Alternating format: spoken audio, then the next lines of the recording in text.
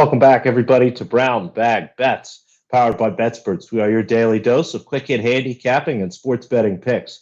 I'm Alex Christensen, and joining me, as always, on Tuesdays, Mr. Matt Rooney, and he's overdoing the golf thing. How are we doing, Mr. Rooney? How was the long weekend? I mean, are you feeling sad now that there's no more hockey? Yeah, I was kind of thinking yesterday, like, all right, I can talk about some Stanley Cup futures for next year because that's, I guess, a relevant topic today, and you guys touched on it yesterday. But like, what do I do next Tuesday? Like, I can talk about some baseball, but like, then what? I don't know what I'm supposed to talk about. I got to come up with some stuff. The NHL playoffs were so much fun. Like the NBA playoffs, they take you through a long, like, 2 month period there where it's just night after night. You got something, and now it's just like, oh, what am I supposed to watch? What am I supposed to bet on tonight? It's tough, and I would thank God for tennis and some of these other sports we got going on. But let's talk about a little more hockey in general. I mean, how was the year? What did you think of the season? I mean, what should we all sort of write down to remind ourselves for next year's? What do you think? I thought that was one of the best playoffs we've had in quite some time. I thought we had the NHL finally, they got the McDavids, the McKinnons of the world to, the star players, the people nobody knew about. People finally people knew about Connor McDavid, but hadn't really seen him on the grand stage as much. And I actually think ESPN and Turner deserve some credit for that because NBC, when their national games on Tuesday nights and Sunday mornings were always just the same recycled Eastern Conference rivalry matchups between the Flyers, Bruins, Rangers, Capitals, Penguins. And the new networks actually went out and decided to showcase these elite stars, and I think they made a lot of money and got a lot of eyeballs on the game because of it. And I think it contributed to how good the playoffs were because of how into it everybody got because those guys were starring in it. And I think we developed some actual sustainable NHL stars, not really mattering where they are, not needing them to be in that East Coast market for the NHL to sell them, which I think is nice. But just the actual hockey that we saw, let alone the Stanley Cup Finals, where we did see, the previous dynasty possibly make way for the newest dynasty and one of the more dominant playoff efforts looking back on it we've seen in quite some time. But we saw, a team like the Rangers come out of nowhere and look like a team that's going to be around for a while. We saw the Panthers, who, folded early, or a team that won the President's Trophy and can be around. Like we saw a lot of viable candidates for a Stanley Cup next year, make somewhat of significant statements to kind of make their presence felt in the playoffs this year. I thought we got a lot of great series out of it, and I think we got as good of a Stanley Cup final as the NHL could hope for. I know we probably weren't the two markets they wanted, but in terms of actual on-ice play and the team that ended up winning, I thought we got as good of a Stanley Cup final as you could have asked for. It did feel like there was some really great hockey. And again, as a novice fan, a lot of it does feel pretty good. But this year there was more scoring, but you didn't lose kind of the feel of hockey. It still felt, like playoff hockey where teams are grinding it out. There just happen to be more goals. Whereas with other sports, sometimes when there's more scoring, it maybe feels a little less like that sport. Does that make any sense? Yeah. And I think if you look at the Oilers Avalanche series, like that first game was 8-6, right? And it was big barn burner and back and forth, goal after goal. The next game was 4-0, and the Avalanche got a couple early ones and then went and played a defensive game. Like, it wasn't just all these track mates. I think what's on the Stanley Cup Finals, especially because you had two teams that were capable of playing very good offensively and very tight defensively, very fast. Yeah, the first couple games were higher scoring, but look at the last two. You had 3-2, 3-2, 2-1. Like, you had these games that still is where the NHL is going, like a high-paced, high-scoring, high-octane league. Like, you see teams are still, when it matters, when it counts, capable, and it helps that, when one of the goalies is Andrei Vasilevsky, but capable of, pulling it back, still playing tight defense and playing that kind of old school checking game. And it was even though games weren't as high scoring towards the end of the Avalanche Lightning series, I thought those games were every bit as exciting as the early ones or some of the Oilers games that we saw too. Yeah, it makes perfect sense to me. Now, I'm not entirely sure what this sentence means, but I get the feeling that Patrick thinks the Blues didn't get a fair shake here. I will happily sit down and go over the tape of that play where Nazem Kadri, quote unquote, ran Jordan Binnington. He was going hard for the net, tried to poke at the puck, and one of the Blues players, actually, if you look at it, kind of guided him back into the Blues goal. It was an unfortunate play. Absolutely. Was it a really tough break for the Blues? Absolutely. Is it getting a little bit more? Did it get more attention than it should have because the player doing it was a historically dirtier, gritty NHL playoffs player? Absolutely as well.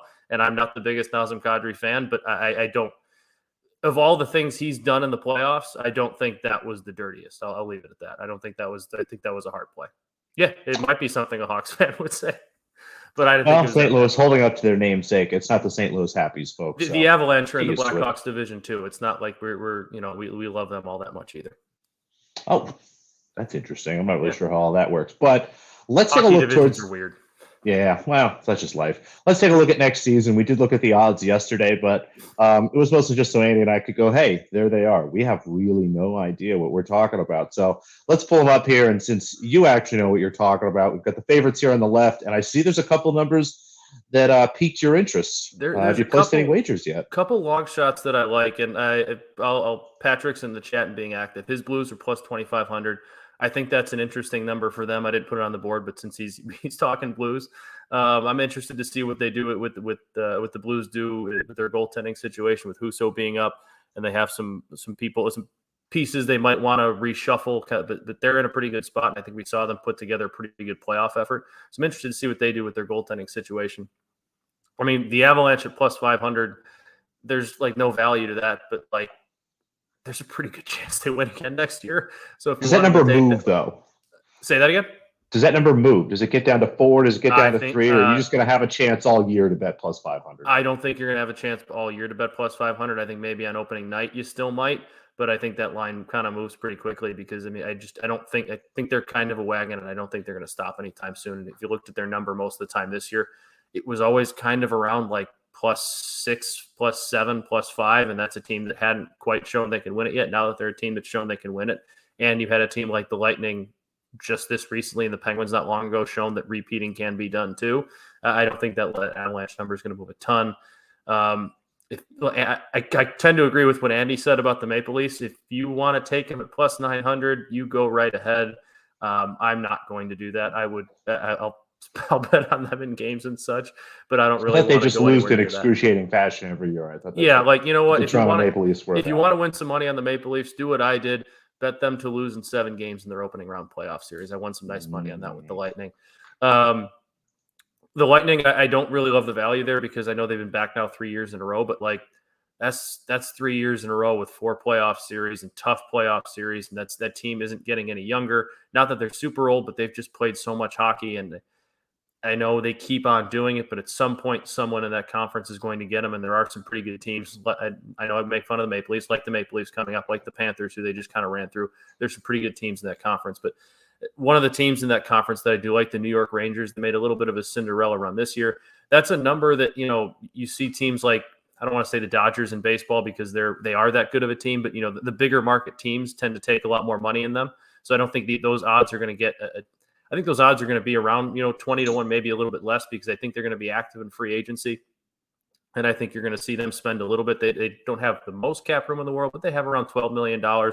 Some guys to re-sign, but they bring back pretty much all of that young core. They have the best goaltender, one of the best goaltenders in the world, and Igor Shesterkin won the Vezina. So that's a young team that, got here a year early to that conference final, and seeing what the pieces they bring back, the pieces they had around at 20 to 1. I think that's worth a flyer. The Capitals gave the Panthers a good run in the first round, ended up losing. That's a team they got like $8 million, $9 million in cap space to play with. They did sneak, I don't want to say sneak into the playoffs, but they're one of the lower seeds in the playoffs this year. But they have an older, aging core with Ovechkin and Backstrom and Carlson. And that's a team that's probably going to, like they historically have been, try to be aggressive with what they have in the offseason and go on some pieces and try and get 1 or 2 more runs out of this core before they're a little bit too old, before they have to move on and, possibly blow it and rebuild. I think that at 35 to 1, these aren't numbers that necessarily, I'm not 100% sure the Capitals are going to win the Stanley Cup next year, but I think at 35 to 1, if they have a big offseason, they go out and spend, they get out to a hot start, they're good at the All-Star break.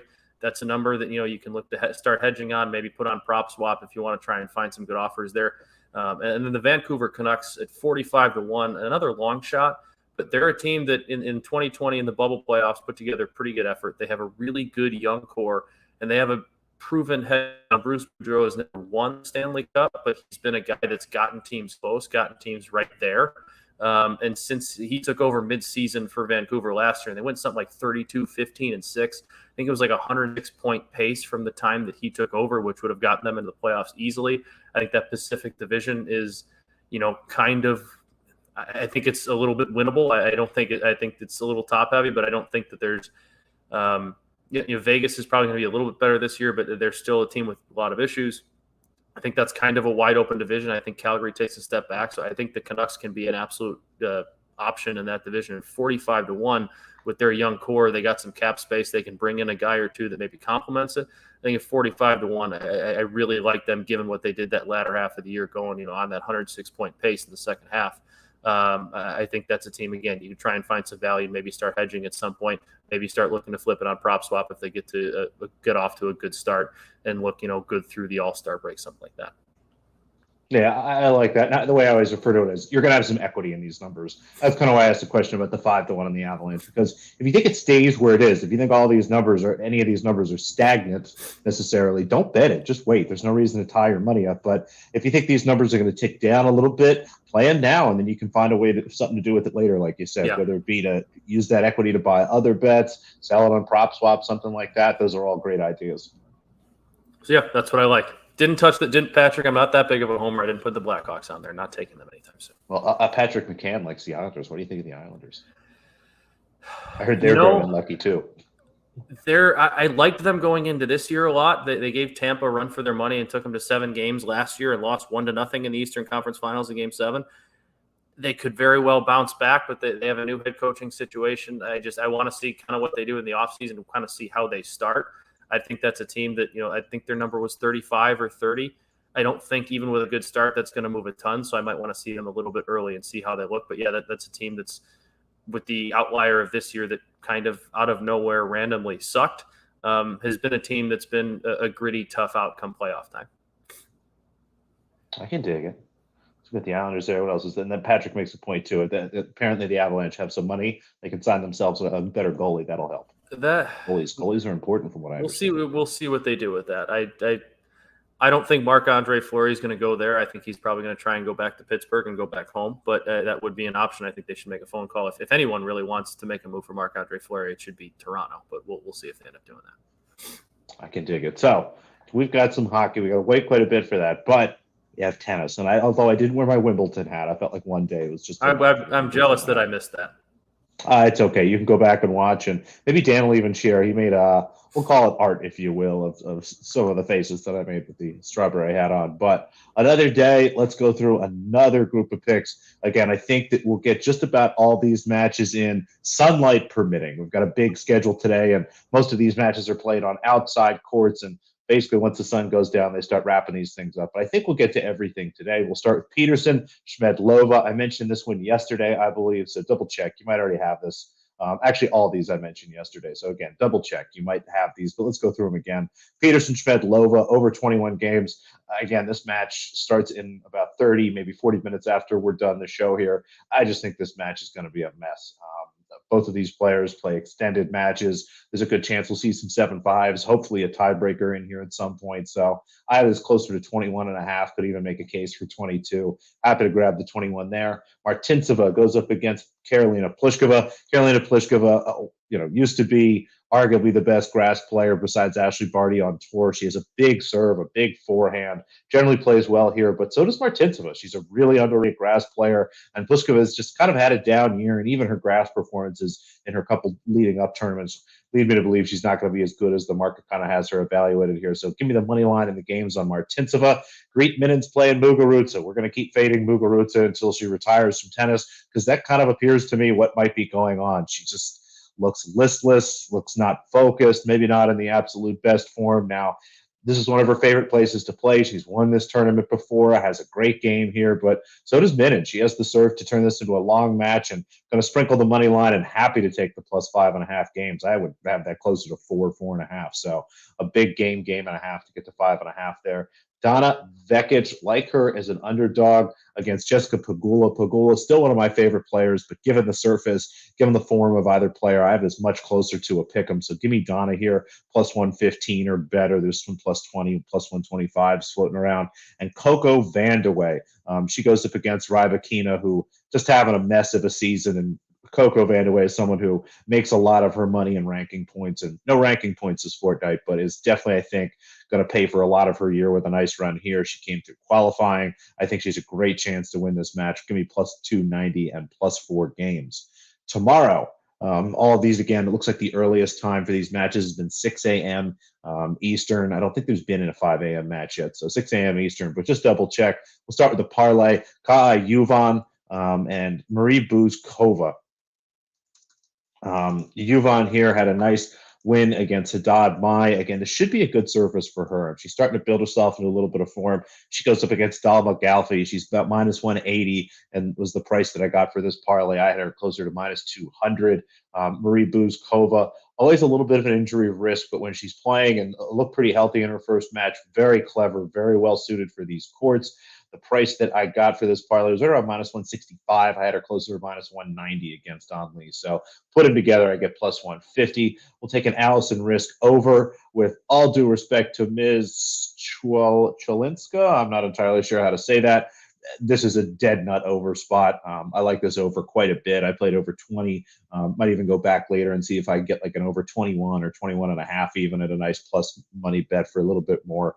Allison Risk overs are just some of the best bets that you can make on grass. Sorenko as an underdog, kind of quietly came through this qualifying for this tournament playing very nice tennis. Has a good game again for grass. Is one of the veterans that actually has had some time to play. She goes up against Angelina Kalinina, who's peaking a bit here, but give me the veteran here at plus money. And Shuai Zhang, I actually have her as a favorite here in her next match. She is one of those players who, similar to what I mentioned about Coco Vandeweghe, comes into the season and kind of makes her, hey, she was plus 115 when I bet it. I'm actually seeing some plus 120s here as the rest of the market opens. Happy to back her against Marta Kostyuk. So that's all the bets, some for today, some for tomorrow. I saw a question in the chat. Matteo Berrettini, he's got COVID. He's feeling sick. He pulled himself out of the tournament. It's going to be really hard for anybody to beat Djokovic. If you don't have some Djokovic futures, anything minus 140, honestly, at this point, or better looks pretty good. And hopefully you got some Nadal already. That was 8 or 9 to 1. 2 days ago, we're down to 4 or 5. So, Scotty, yeah, it seems like we're just kind of barreled towards a Novak versus Nadal final at this point. Should I start parlaying some Djokovic futures with other futures that I like, similar to the IGA? I think so. I think you're in great shape to do that. I don't know what the number is right now, but yeah, if it opens minus 140, even minus 150, I might go out to. It's just he is going to walk all the way to the final here. I mean, unless he does something stupid again, but I think he learned his lesson after hitting that lady. I would hope so. I think that's a good point. I told you the other day or yesterday, I won my I forgot about it, logged into FanDuel, and I ended up seeing my Avalanche IGA parlay thanks to your advice with the French Open IGA parlay futures. That's what I hit. It was a nice little plus 500, whatever it was, plus 600 winner. I love it. Now, let's get into something that you love. Maybe I don't love so much, but tennis is going to finish at some point, and I'm going to have something on. So I guess we've got some baseball. Do we have J-ball? Could I do like a tennis baseball mix? That's a good. It's Tuesday, so I'm going to guess no. Check. Probably unless not. We have the first end of a doubleheader at Tuesdays. Oh no, wait! The Twins are playing at 1:00. Oh, okay. Well, let's against the Cleveland baseball team. Yeah, there you go. That's what they should have renamed themselves. I do have a couple bets today, though. I don't like baseball as much anymore. That makes me sad now because my team's really bad. Oh, come on now. Oh, we're terrible. And that's why I'll start. Yeah, let's start there. They're a late night game in Anaheim. We're going White Sox, Angels. I'm going to the alternate first 5 under 4.5. I think it's at 5.5, and that was like minus 154 for the under. Johnny Cueto throws for the White Sox. He's actually been really good this year for them, especially on the road. I think in 3 of his 4 road starts, he hasn't allowed a run. And the one he did, he allowed 4 through 6 innings in Toronto. So it's not like it was a very bad outing. He was 4 runs on the road against one of the better offenses in baseball. So he's really been fantastic for them when they've been away from home. And offensively, the White Sox just can't really score. I think they've scored 10 runs in their last 5 games. They're coming off a series against Baltimore where they lost 3 out of 4, and they scored 7 runs in those 4 games. So they've been absolutely pitiful at the plate. As of late, the Angels' offense has been fine, but I think Johnny Cueto goes out and pitches pretty well tonight, and I think that one's a low-scoring one again. They played last night. The Angels won 4-3, and that was 2-0 through like the 6th inning or into the 6th inning. I expect somewhat of a similar type game tonight. And then sticking with a former White Sox, Carlos Rodon going against the Tigers tonight. He's been a strikeout machine this year. I don't remember if he leads the NL or if he's right up there, but he's one of the NL leaders in strikeouts. He's got 8+, I think, in his last 5 starts. He had 10 in his last outing. They're going up against the Tigers team tonight, who's not very good and has a lineup that strikes out a lot. So I like Carlos Rodon to go out. It's, not only do they strike out a lot, not only they're not good, but Rodon, having been a former White Sox, has pitched against the Tigers and pitched against a lot of these guys a lot. He's very familiar with them. And in games past so far against when he's been with the Giants this season so far against teams that he's known well. I think there was one with the Guardians earlier where he racked up 12 strikeouts. He's done well against teams from the AL Central so far that they've played that he knows. So give me Carlos Rodon, 8 strikeouts and a Giants win, because the Giants are just a lot better than the Tigers.